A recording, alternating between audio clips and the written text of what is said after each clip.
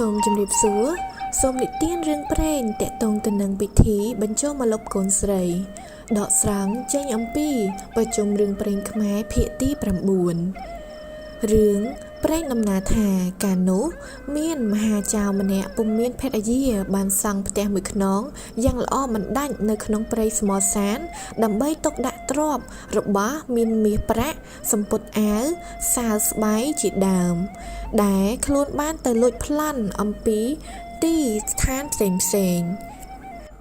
មហាចៅនោះលុះកាលណាចំណេរក្រោយមកក៏រំពឹងគិតថាអាត្មាអញមានទ្រព្យសម្បត្តិច្រើនដល់ម្លឹងដែរហើយតែត្រង់ថាគ្មានអ្នកណាថែរក្សាគិតមកដល់សប្តាហ៍ថ្ងៃការខំប្រឹងរបស់អញនេះដូចជាមិនបានការអ្វីតតែសោះព្រោះថាកាលណាអាត្មាអញស្លាប់ទៅទ្រព្យទាំងអស់នេះនឹងទៅជាអត់សាបង់ការគួរឲ្យស្ដាយបើមានកូនប្រពន្ធគ្រាន់នឹងຕົកស៊ីមរកតទៅវិតរាហើយអាត្មាអញនេះគឺមិនសូវជាស្ដាយពេកគិតហើយមហាចៅក៏ដើរទៅក្រវ៉ែភូមិអ្នកស្រុករំបីកយគុណមើលហ្វូងក្មេងប្រុសស្រីដែលនាំគ្នាលេងគ្នាខ្ញានៅក្រៅម្លប់ឈើលុះកយគុណទៅឃើញនាងតូចមួយនោះមានរូបឆោមស្អាតសមរម្យមានសាច់ឈាមថ្លាថ្លៃថ្នូរគួរឲ្យស្រឡាញ់ក៏និយាយលួងលោមកូននោះមកបាយចេញពីវងហើយនាំគ្នាបញ្ឆោតនាំយកមកដល់ផ្ទះខ្លួនផងខ្លួនពេលដែលខ្លាចកូនក្មេងនោះរត់ទៅរកម៉ែវាវិញក៏ព្រមទាំងនិយាយការពារកុំឲ្យឪពុកម្ដាយរបស់គេតាមរកឃើញមហាចៅក៏បានយកក្មេងនោះទៅលាក់នៅក្នុងបន្ទប់ចាក់សោយ៉ាងខ្ជាប់ខ្ជួន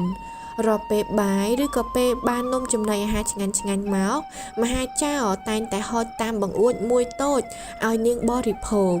ក្មេងស្រីនោះនៅក្នុងម្លប់ក៏ចេះតែចម្រើនសាច់ឈាមរាល់ថ្ងៃជាលំដាប់ហើយលុះពេលដែលនាងពេញក្រមុំការដែលនាងមិនមានបានត្រូវពន្លឺព្រះអាទិត្យនិងមិនបានជន់ដីបណ្ដាលឲ្យនាងមានជំងឺស្គមស្គាំងនិងស្លេកស្លាំង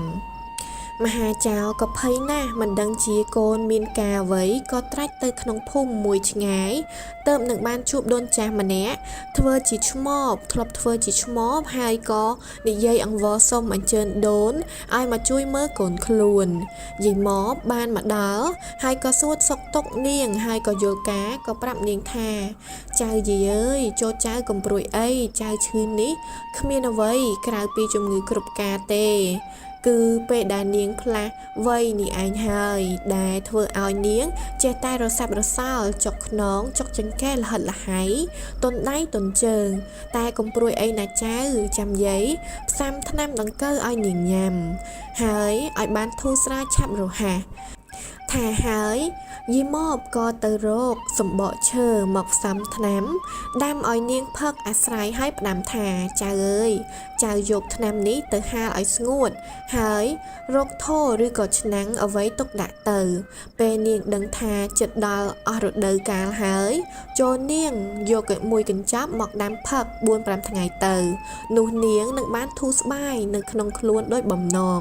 ហើយសាច់ឈាមពណ៌សម្បុររបស់នាងក៏រឹតតែល្អឡើងដែរលុះកូនស្រីមហាចៅផឹកថ្នាំបានធូរស្រាលរោគហើយយីម៉បក៏ចូលទៅសំពះសុំលាមហាចៅត្រឡប់ទៅផ្ទះសម្បែងវិញមហាចៅក៏បានយកប្រាក់ជូនទៅជាទំនើបរង្វាន់ដល់យីម៉បហើយជូនត្រឡប់ទៅផ្ទះវិញផងដែរពេលរៀបចេញដំណើរពីផ្ទះមហាចៅវិញហើយយីម៉បក៏គិតក្នុងចិត្តថាកន្លែងមហាចៅនេះឆ្ងាយដាច់ស្រយាលពីក្នុងភូមិគេណាស់ហើយក៏ស្ថិតនៅក្នុងព្រៃទៀតហើយក៏ញឹកស្ងាត់ចងំគួរឲ្យខ្លាចបើសិនបើអញត្រូវចាប់មកទៀតឬក៏ត្រូវការឲ្យមករកមើលថែកូនចៅរបស់ខាងចៅទៀតគឺធ្វើម្ដេចនឹងរកផ្លូវឃើញទៅពេលធ្វើដំណើរចេញពីផ្ទះចៅវិញពេលដើរក្រោយចៅបណ្ដាហើយក៏បានចាប់ក្របអលឹករយបណ្ដារហូតដល់ផ្ទះរបស់គាត់ដើម្បីទុកជាសញ្ញាធ្វើផ្លូវដើម្បីពេលដែលថាចៅត្រូវការទៀតគឺគាត់នឹងរកផ្លូវមកមើលថែនាងក្រមុំឃើញតទៅនេះហើយនឹងថ្លែងសារដើមបន្តិចអំពីពេលដែលយីម៉បបានទៅនៅថែទាំកូនចៅនោះមក គាត់ក៏តែងតែសង្កេតឃើញរឹកពីនឹងរូបឆោម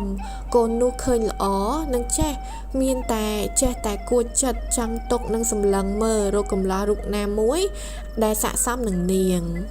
ថ្ងៃមួយនោះអាស្រ័យបច្ច័យហេតុផលពីបុព្វេបណ្ដាចិត្តឲ្យមាណពម្នាក់បានត្រឡប់ពីការរៀនវិជ្ជាការហើយចង់ចូលទៅសុំសម្រាកនៅផ្ទះយាយម៉បនោះសិនត្បិតថ្ងៃរៀងជ្រេណាស់ទៅហើយកម្លាំងក៏អស់ហេវបាយក៏ដើរទៅមុខទៀតក៏ឆ្ងាយដែរក្រែងយប់កណ្ដាលផ្លូវចឹងទៅគឺមានភ័យច្រើនក៏រត់រះចូលទៅសំពះដូនចាស់សុំសម្រាកមួយយប់ដូនចាស់ក៏កំពុងតែរៀបចំនឹងបណ្ដាំបាយបរិភោគជួនក៏ក្រឡេកឃើញមាណពចូលទៅសំពះសំថ្នាក់ក៏មានចិត្តសប្បុរសទទួលឲ្យនៅហើយបានដាំបាយបណ្ដាសំណេះសំដាលសួរអំពីពូជពងបណ្ដាលុះអាស្រ័យបាយរួចក៏ទុកដាក់ចានក្បានស្រេចយីម៉បក៏ចេះតែលបមើលសង្កេតរូបឆោមមាណពនោះហើយតាំងពីចូលមកក៏បង្ហើបសំណួរថាចៅអើយកាលពីចៅលាឪពុកម្ដាយមកស្វែងរកចំណេះវិជ្ជានេះតើឪពុកម្ដាយចៅមានបានស្ដីក្រមុំស្ដីដណ្ដឹងកូនក្រមុំអ្នកណាទុកឲ្យហើយឬនៅហើយចៅមាណពក៏តបថាមិនទាន់នៅឡើយទេហើយក៏បន្តសម្ដីថាខ្ញុំនឹកថាបើសិនបើនៅពេលដែលខ្ញុំធ្វើដំណើរនេះកាត់ស្រុកភូមិគេនេះបានជួបស្ត្រីរូបណាដែលមានលក្ខណៈសមរម្យល្អខ្ញុំនឹងយកធ្វើជាប្រពន្ធហើយយាយតើយាយមានបានស្គាល់កូនចៅអ្នកណាដែរឬទេដែលល្អនៅក្នុងភូមិរបស់យាយនេះដែរឬអត់យាយម៉បក៏ឆ្លើយថាចៅអើយនៅក្នុងភូមិរបស់យាយនេះមិនមានរូបស្រីក្រមុំណាដែលស័ក្តិសមនឹងចៅទេប៉ុន្តែយាយធ្លាប់បានឃើញស្ត្រីម្នាក់ដែរនាងនោះជាកូនរបស់មហាចៅហើយនៅក្នុងព្រៃឆ្ងាយដាច់ស្រយាលណាស់ហើយយាយម៉បក៏និយាយរៀបរាប់អំពីដំណើរការដែលគាត់បានទៅឃើញនាងនោះនិងបានសង្កេតឃើញរឹកពីសំរុំឬពាក្យសរសើររបស់យាយម៉បហើយមាណពនោះក៏អន្ទះសារថាចង់ទៅឃើញរូបរាងនាងអង្វរឲ្យខាងយាយម៉បជូនទៅហើយយាយម៉បក៏គាត់ប្រកែកថាទេចៅយាយជូនទៅមិនបានទេព្រោះយាយខ្លាចមហាចៅនោះណាធម្មតាចិត្តមហាចៅដែលមានគង់តែអាចនិយាយថាមិនស្រួលអីក៏អាចកាត់ឡើងដែរវានៅនឹងមុខសម្រាប់យាយចោលជាមិនខានយាយចាស់ហើយតែយាយចង់នៅរស់នៅឡើយអត់ទាន់ចង់ស្លាប់ទៅទេចូលចៅជឿជាក់ថាយាយចង់ឲ្យចៅនិងនាងបានគ្នាជាប្តីប្រពន្ធណាព្រោះតាំងពីយាយបានឃើញនាងមកទោះយាយបានហាដើរទៅផ្សារផ្សោយអីនៅភូមិអីហ្នឹងក៏សង្គ្រោះគេក្តីយាយតែងតែគយគុណមើលរៀងរាល់ពេលនឹងឯងតែមិនដែលប្រទះបុរសណាសមនឹងចិត្តយាយសោះទៅតែពេលនេះទេពេលចៅមកដល់ចំជាមហាលៀបហើយចៅកេងឲ្យស្រួលទៅព្រឹកស្អែកចាំចៅចេញដំណើរទៅរកនាងនៅពេលយប់នោះបុរសក៏ចេះតែគិតសັບគិតគ្រប់ដេកក៏មិនលក់ហើយក៏ចេះតែផ្លាយកន្លែងផងទន្ទឹងឲ្យភ្លឺឆាប់តែម្ដងហើយណាមួយគិតបារម្ភអំពីដំណើរនៅក្នុងព្រៃតែម្នាក់ឯងណាមួយគិតដល់គ្រោះថ្នាក់ដែលនឹងកើតឡើងនៅពេលដែលជួបមហាចៅលុះយប់យន់បុរសនោះក៏ទឹមតែកេងលក់នៅពេលយប់កណ្ដាលអាត្រិតទៅពេលមន់រងាភ្លឺស្រាងយាយម៉បក៏ក្រោកបណ្ដាំបាយរកម្ហូបក្រៀមក្រោះទឹកបំពង់ទុកបំរុងឲ្យជាស្បៀងឲ្យកំឡោះមាណពធ្វើដំណើរលុះពេលមាណពក្រោកឡើងហើយយាយចាស់ក៏ស្រូបម្ហូបអាហារហើយបានបកលកញ្ចប់អាហារសម្រាប់តាមផ្លូវហើយក៏បានបង្ហាញតម្រុយនៅដើមម្លឹកឲ្យចៅមាណពធ្វើដំណើរចេញទៅនៅពេលនោះយាយម៉បក៏បានផ្ដាំថាណែចៅចូលចាំដើរតាមជួរដើមម្លឹកនេះទៅចុះចៅនឹងបានឃើញផ្ទះនាងនោះហើយតែចូលចៅប្រយ័ត្នខ្លួនឲ្យមែនទែនចៅទៅចុះសូមឲ្យបានសេចក្តីសុខនិងឲ្យបានសម្រេចដោយសេចក្តីប្រាថ្នាបើមានសត្រូវមកពីខាងមុខឬក៏អីគឺសូមរំលងហើយបើមកពីក្រោយខ្នងគឺរលាយណាចៅមាណពបានក្រាបប្រតិបត្តិលោកយាយហើយក៏ធ្វើដំណើរ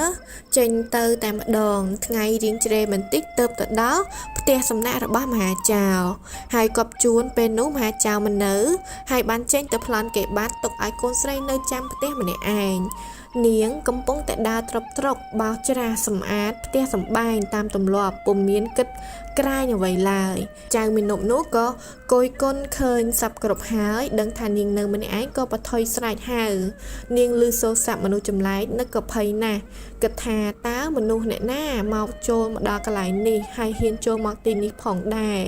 ប៉ុន្តែនាងក៏លេចទៅមើលបុរសខាងនោះវិញគឺជាយុវបុរសដែលមានអ្នកមានឫកពាសុភាពរៀបសារល្អមិនគួរឲ្យខ្លាចនាងក៏បើកទ្វារហៅឲ្យបុរសនោះចូលហើយនិយាយសាកសួរគ្នាទៅវិញទៅមកមិនត្រឹមតែប៉ុណ្ណោះក៏ទទួលរាក់ទាក់សំណេះសំណាលតាមផ្លូវលោកីហើយដោយចិត្តសុខកាយលើកជាស្វាមីផងដែរហើយក៏នាំគ្នានាំយកទៅលាក់មិនឲ្យមហាចៅជាឪពុកចិញ្ចឹមដឹងឡើយ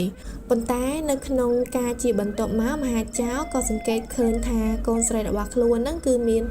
អាការៈប្លែកឃើញថានាងតែងខ្លួនជានិច្ចការធ្វើការងារផ្ទះសាប់សារពើនៅក្នុងផ្ទះដោយមិនបាច់ប្រាប់ឪពុកឬក៏មិនបាច់ឪពុកទឿនដូចជាចង់ផ្គប់គួនចិត្តបរោះណាម្នាក់ឬក៏មនុស្សណាម្នាក់ដែលជាទីពេញចិត្តមហាចៅក៏នឹកសង្ស័យថា